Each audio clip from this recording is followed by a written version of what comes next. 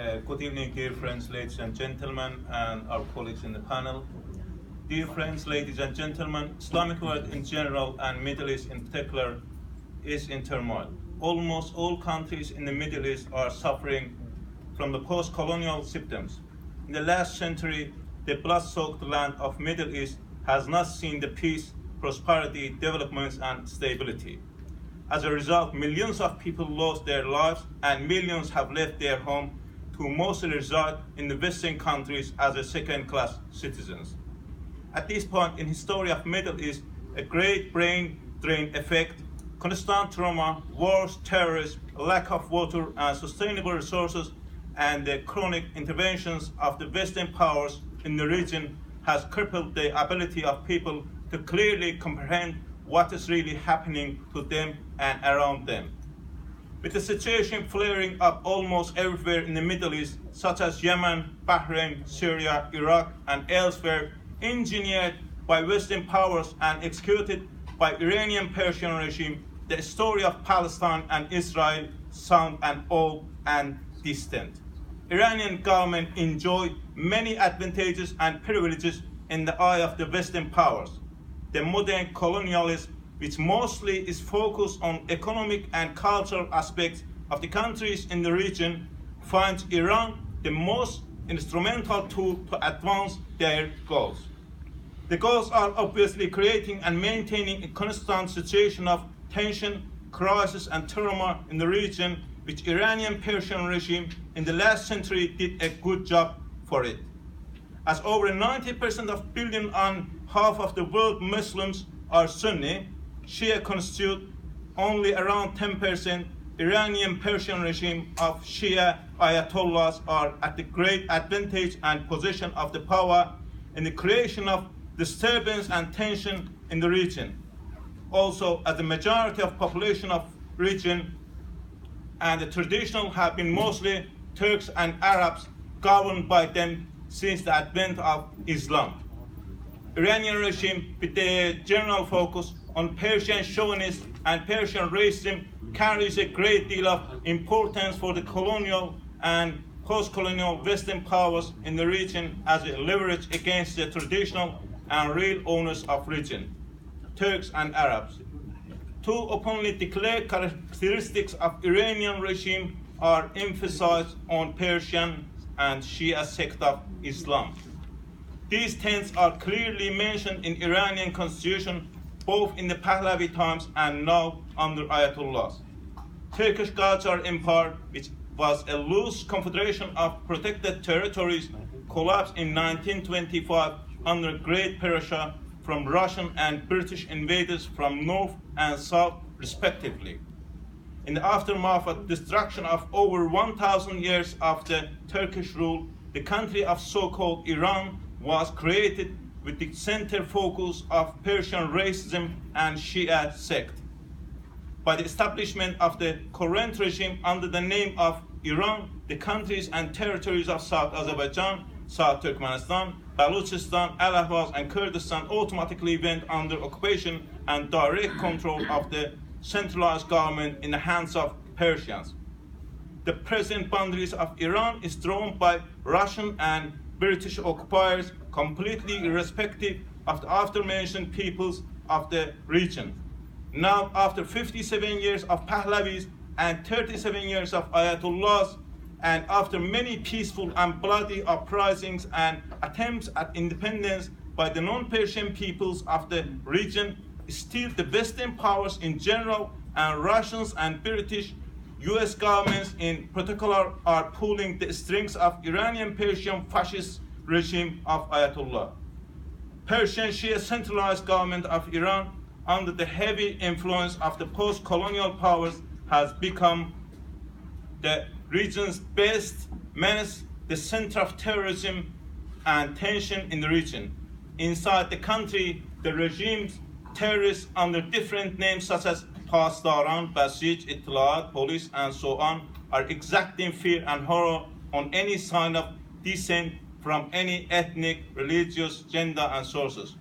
In Iran, random arrests, beating, torture, confiscation of people's land, exile, and execution are daily events.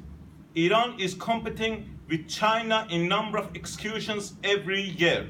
Human rights and or national rights of non-Persian or non-Shia in Iran is considered a foreign plot to destroy the sacred system of the country called Mehdi. Has to be crushed in the harshest way possible. Outside the country, the regime's terrorists are almost everywhere, in tens of thousands active in Yemen, Sudan, Lebanon, Syria, Iraq, Afghanistan, and dormant in Turkey, Azerbaijan, Bahrain, and other Turkic and Arabic countries, and in other countries of the world. At the times when the oil price over $100 a barrel, Iran was enjoying the buildup of the strong base and planning for the terrorists in the region, creating tension and disturbance in the Arabic and Turkic countries actively. And when the price of the oil dropped to under $30 a barrel, Iran was given a gift and bonus in the form of over $100 billion from United States government.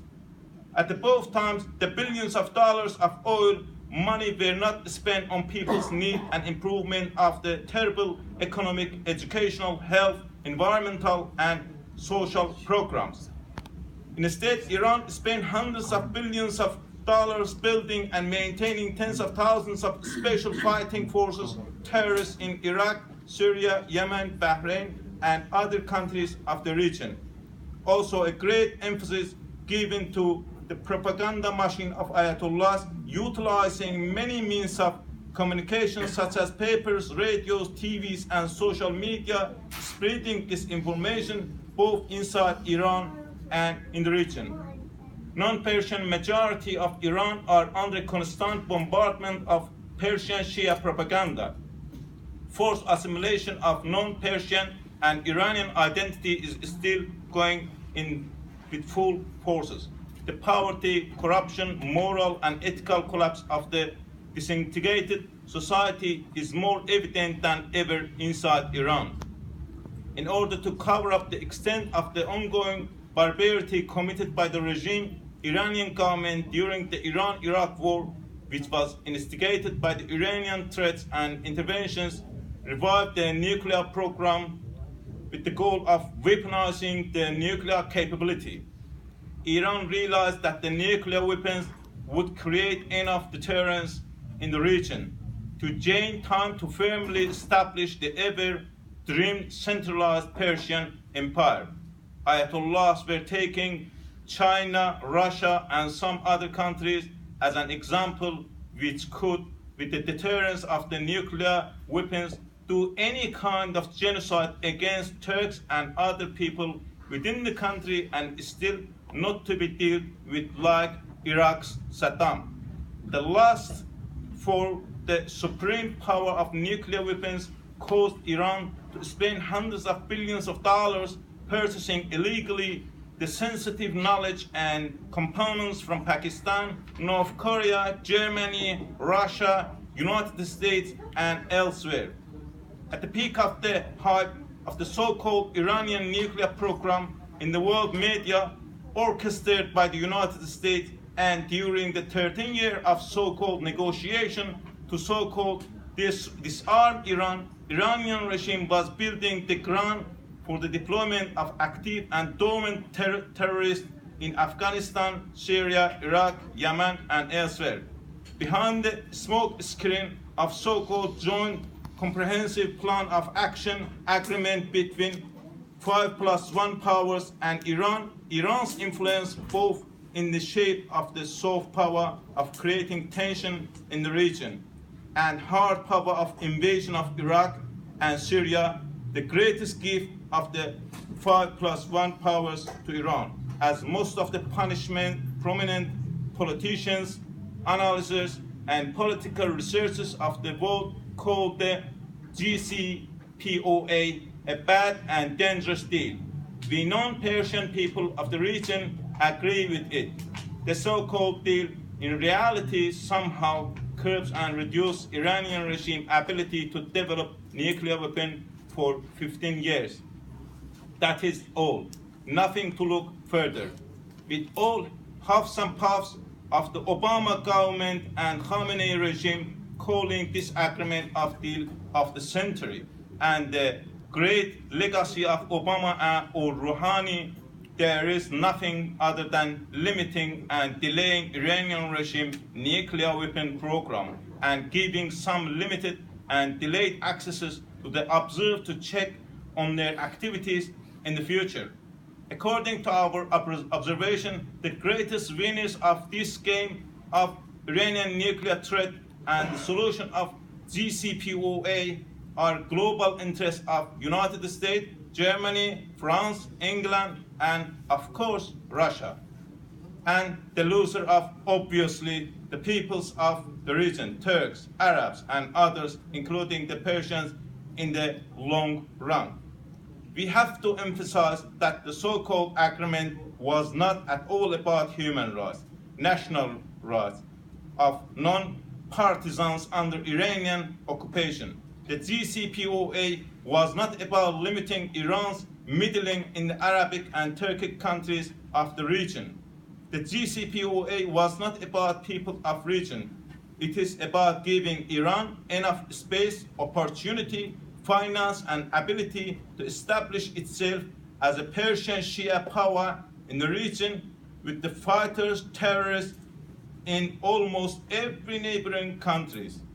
The JCPOA agreement did give Iran's regime a free hand in affirming anti-Turkish, anti-Arabism, anti-Semitism, and anti-humanism. The JCPOA agreement and fruits of it in reality financed the Iraqi Shia government, Syrian Shia Alawi government, and Shia Houthis of Yemen to commit greatest atrocity, causing millions of death, destruction, and trauma of people, culture, now and to generation to come. This is the result of interaction of the post-colonial powers with our region. We, as a South Azerbaijani Turks under Iranian occupation, see the so-called JCPOA agreement as such. For us, and from our point of view, our situation under Persian terrorist regime has gotten worse day by day. The situation of Arabs and other non-Persian peoples are the same too. We are the most disadvantaged by any agreement with the terrorists in Tehran. What we see in particular of two bloody hands shaking and determining how we are going to be slaughtered. The hand of world powers, as they call themselves, and the hand of the real source of terrorism and tension in our region are soaked with the blood of millions of people of our region, regardless of which country they are from and what side they belong to. I would like to conclude my observation of the JCPOA agreement with the quote from Business Insider, which reported that a variety of factors made it more likely that Iran's stance would harden once the agreement was in place, with one Iran expert saying that Iran's nice, smiling face would now disappear as the country pursued more adversarial stance, and policy analysts saying that by negotiating the deal with the Iranian Revolutionary Guard Corps, Obama had made an investment in the stability of Iran Islamic Revolutionary Corps. Thank you, ladies and gentlemen.